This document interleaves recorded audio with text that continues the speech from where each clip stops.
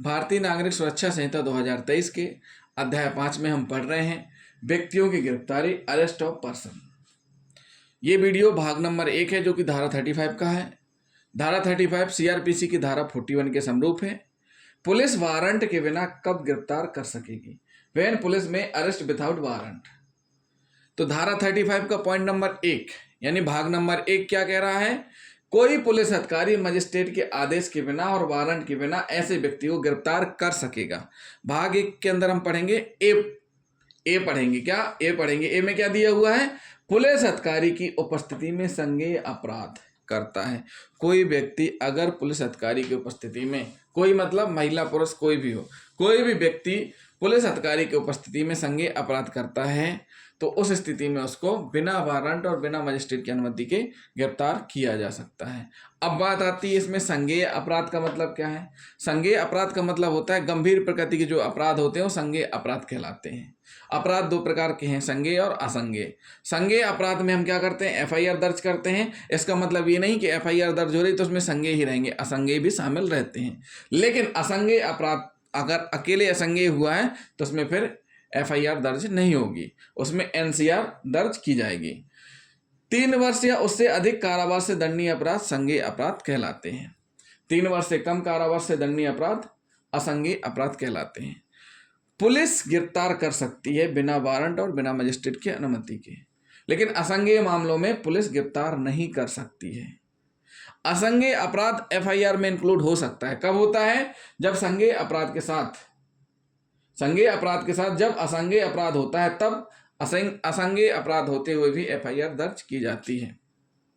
संज्ञेय अपराध में पुलिस अन्वेषण कर सकती है बिना न्यायालय की अनुमति से, लेकिन असंज्ञेय अपराध में न्यायालय की अनुमति आवश्यक है अन्वेषण के लिए। किसके लिए? अन्वेषण के लिए न्यायालय की अनुमति आवश्यक है। संज्ञेय मामलों में पुलिस अधिकारी अपनी इस शक्ति का प्रयोग एक विधिक कर्तव्य के रूप में करता है। संज्ञेय अपराध के मामलों में अपराधों को न्याय के समक्ष लाना और राज्य और पुलिस अधिकारी का उत्तरदायित्व होता है। यहीं असंज्ञेय अपराध के मामले में पुलिस अधिकारी समानता वारंट के बिना गिरफ्तार नहीं कर सकते।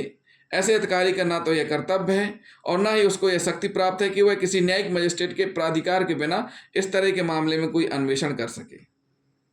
क्या कर सके? अन्वेषण कर सके। परंतु आगे हम पढ़ेंगे इसी संहिता में कि जब कोई व्यक्ति जिसने पुलिस अधिकारी की उपस्थिति में असंज्ञेय अपराध किया है या जिस पर पुलिस अधिकारी की उपस्थिति में असंज्ञेय अपराध करने का अभियोग लगाया गया है अपना नाम और निवास स्थान बताने से इनकार करता है, तब उसे ऐसे अधिकारी द्वारा इसलिए गिरफ्तार किया जा सकता है कि उसका नाम और निवास अब निश्चित किया जा सके। क्या किया जा सके? अब निश्चित किया जा सके। असंज्ञेय अपराधों को प्राइवेट अपकृत्यों की प्रकृति के अपकृत के रूप में समझा जा सकता है क्योंकि साक्ष्य संग्रह और अपराधी के अभियोजन का कार्य प्राइवेट नागरिकों के प्रत्युक्रम या प्रयत्न पर बहुत अधिक निर्भर करता है। यदि कोई न्यायिक मजिस्ट्रेट यह वांछनीय समझता है कि किसी असंज्ञेय अपराध का अन्वेषण पुलिस द्वारा करवाया जाए तो वह ऐसा करने के लिए आदेश दे सकते हैं। तो इस तरह के मामले में अन्वेषण के संदर्भ में ना कि वारंट के बिना गिरफ्तार करने के लिए पुलिस अधिकारी को हर वह शक्ति रहती है जो वह उस स्थिति में प्रयुक्त करता है जबकि अपराध एक संज्ञेय अपराध होता है। साथ ही देखिए, एक ही परिस्थितियां होती हैं जब किसी पुलिस अधिकारी के सामने कोई असंज्ञेय अपराध हो रहा है और पुलिस अधिकारी उससे उसका नाम पता पूछ रहा है तो वो नाम पता नहीं बता रहा है, उस स्थिति में उसको अरेस्ट कर सकते हैं। ये हम आपको आगे बताएंगे किन कैसी क्या परिस्थितियों में होता है, वो हम आपको आगे बताएंगे। तो साथियों, ये क्या हुआ? संज्ञेय अपराध। संज्ञेय अपराध मतलब होता है कि जिसमें कि जैसे चोरी कर रहा, छीन रहा, किसी के साथ चाकूबाजी कर दी, किसी का हाथ तोड़ दिया, किसी के ऊपर गोली चला दी, किसी की हत्या कर दी। ये ऐसे बड़े बड़े अपराध हैं जो कि संज्ञेय प्रकृति के अपराध हैं जिनमें 3 वर्ष से अधिक का कारावास है, जो कि 3 वर्ष से अधिक दंडनीय है। और ये अनुसूचियों में स्पष्ट लिखा हुआ है कौन सा अपराध संज्ञेय है, कौन सा अपराध असंज्ञेय है। तो पहली बात ये हुई कि आपको याद करना पड़ेगा कि कौन सा संज्ञेय अपराध है, कौन सा असंज्ञेय अपराध है। 2 अनुसूचियों में दिया हुआ है और साथ ही साथ बुक्स में भी दिया रहता है। जब हम बीएनएस पढ़ेंगे, कोई भी बड़ी बुक ले लेंगे तो उसमें स्पष्ट किया जाता है कि संज्ञेय है कि असंज्ञेय है, समनीय है कि नहीं है, ये सारी चीज़ें उसमें लिखी रहती हैं। जमानती है या अजमानती, ये बातें भी उसमें लिखी रहती हैं। ये सारी की सारी चीज़ें अनुसूची में दी हुई हैं। तो साथियों, ये हुआ भाग 1।